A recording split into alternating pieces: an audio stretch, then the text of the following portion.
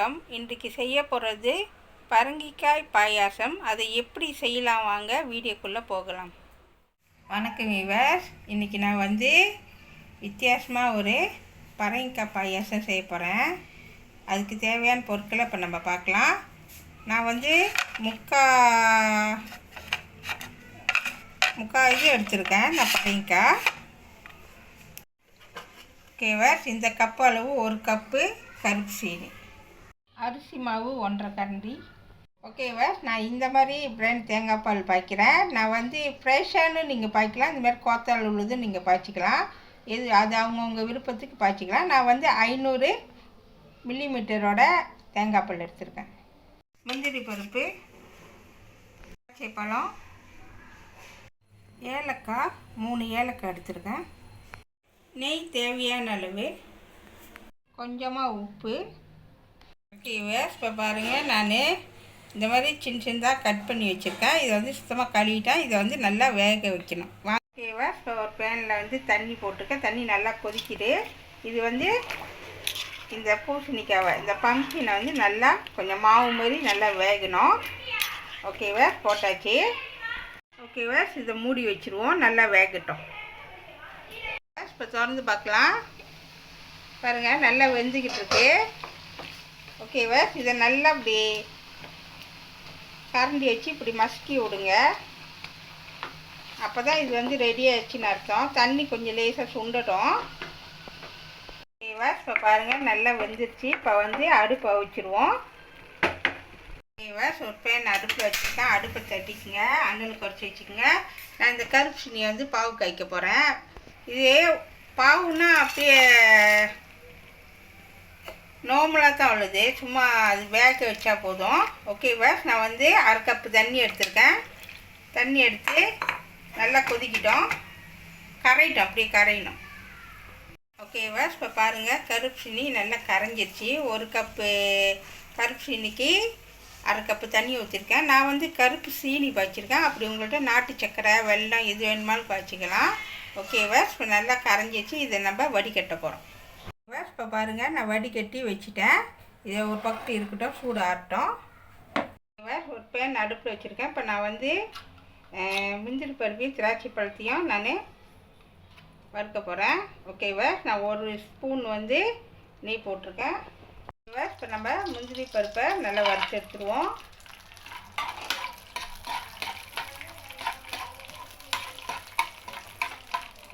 இப்போ முந்திரி பருப்பு நல்லா வெந்துக்கிட்டு இருக்கு. இது கூட திராட்சை பழத்தை சேர்த்துருவோம். சேர்த்துட்டு நல்லா மிக்ஸ் பண்ணி நல்லா வறுத்தெடுக்கலாம். நல்லா பொன்னிறமாக வறுத்தெடுக்கணும். ஓகேவர்ஸ், பொன்னிறமாக ஆயிடுச்சு. இப்போ நம்ம எடுத்துடலாம். ஓகேவர்ஸ், நான் திக்கான தேங்காய் பால் இந்த கப்பளவு 3/4 கப்பு எடுத்து வச்சுருக்கேன். இதில் இந்த கப்பளவு 2½ கப்பு தேங்காய் பால் எடுத்து வச்சுருக்கேன். இது கூட நான் இது அரிசி மாவு கொஞ்சமாக தண்ணி ஊற்றி நல்லா கரைச்சி வச்சுருக்கேன். உங்களுக்கு காமிக்கிறதுக்காக நான் இரும்பு சட்டியில் செய்கிறேன். ஓகேவா, இதில் நம்ம மாற்றிக்கலாம். ஓகேவா, மாற்றியாச்சு. நல்லா கிண்டி விட்டு இதில் 1 கண்டி நெய் சேர்க்க போகிறேன். ஓகேவா, இது கூட நான் 1 கண்டி நெய் நான் சேர்த்துக்கிறேன். நல்லா வாசமாக இருக்கும், அதுக்கு தான் 1 கண்டி நெய் சேர்த்துக்கிறேன். ஓகேவா, நல்லா மிக்ஸ் பண்ணி விடுங்க. நெய்யோடு சேர்ந்து இந்த பூசணிக்காய் கொஞ்சம் நல்லா வேகணும். ஓகேவா, இப்போ நல்லா வெந்துக்கிட்டு இருக்கு. ஓகேவா, இப்போ நெய்யை நல்லா சேர்த்த பிறகு நல்லா மிக்ஸ் பண்ணியாச்சு. நல்லா வெந்துருச்சு. ஏன் வேக வைக்கணும், அப்போ தான் பாயசம் செய்கிறப்ப நல்லா டேஸ்ட்டாக இருக்கும். அதுக்கு தான் நான் நெய்யை ஊற்றி கொஞ்சமாக நான் சேர்த்துக்கிறேன். ஓகேவா, இது கூட நான் அனல் குறைச்சி வச்சுக்கோங்க. இது கூட நான் கருப்பு சீனி ஊற்றுறேன். ஓகேவா, நல்லா ஊற்றிட்டு நல்லா மிக்ஸ் பண்ணி விடுங்க. ஓகேவா, நான் 1 கப்பு கருப்பு சீனிக்கு 1/2 கப்பு தண்ணி ஊற்றினேன். ஓகேவா, எல்லாத்தையும் ஊற்றிட்டு நல்லா மிக்ஸ் பண்ணி விடுங்க. கருப்பு சீனியும் அந்த பரங்கிக்காயும் நல்லா கொஞ்ச நேரம் நல்லா வேக விடுங்க. இப்போ பாருங்கள், நான் பரங்கிக்காயோட கருப்பு சீனி போட்டேன். கொஞ்சம் லேசாக திக்காயிடுச்சு, நல்லா வெந்துருச்சு.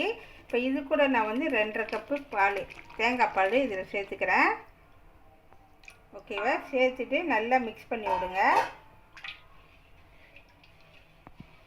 ஓகேவா? நல்லா மிக்ஸ் பண்ணிட்டு வாங்க. ஓகேவா? இது கூட நான் வந்து இனிப்புக்கு கொஞ்சமாக ஒரு ஸ்பிஞ்ச் வந்து உப்பு சேர்த்துக்கிறேன். இந்த அளவுக்கு உப்பு சேர்த்தா போதும், ரொம்ப சேர்க்கக்கூடாது. ஓகேவா? சேர்த்துட்டு நான் ஏலக்காய் இதில் சேர்த்துக்கிறேன். ஒரு 2 ஏலக்காய் இதில் சேர்த்துக்கிறேன். ஓகேவா? சேர்த்து நல்லா மிக்ஸ் பண்ணி விடுங்க. ஓகேவா? இது நல்லா கொதிக்கிட்டோம். இப்போ பாருங்கள், நல்லா கொதிச்சிக்கிட்டு இருக்கு. இது கூட நான் வந்து கரைச்சி வச்ச 1.5 கரண்டி அரிசி மாவு இதில் நான் சேர்த்துக்கிறேன். திக்னஸ்க்கு இது நான் சேர்த்துக்கிறேன். ஓகேவா? போட்டாச்சு. நல்லா மிக்ஸ் பண்ணி விடுங்க. ஓகேவா? நல்லா கொதிக்கிட்டோம்.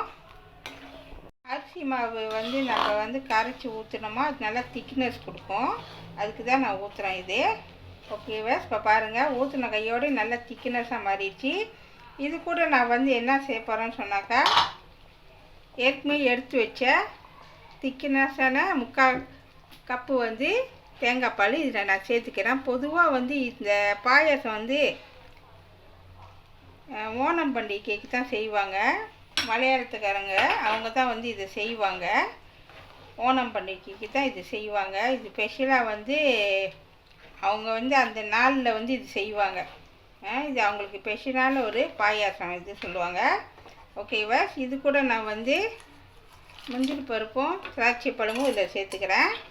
சேர்த்துட்டு நல்லா மிக்ஸ் பண்ணி விடுங்க. ரொம்ப நேரம் கொதிக்க விடணும்னு அவசியம் இல்லை. இப்போ ஊற்றின இந்த தேங்காய் பால் வந்து கொஞ்சம் லேஸ் கொதி வந்தோடனே நம்ம அடைச்சிடுவோம். ஓகேவா? இப்போ பாருங்கள், ஒரு கொதி வந்துடுச்சு. நான் உடனே அடுப்பை வச்சுடுங்க, இல்லைன்னா வந்து திரியாக போயிடும். ஓகேவா? இப்போ ரெடி ஆயிடுச்சு.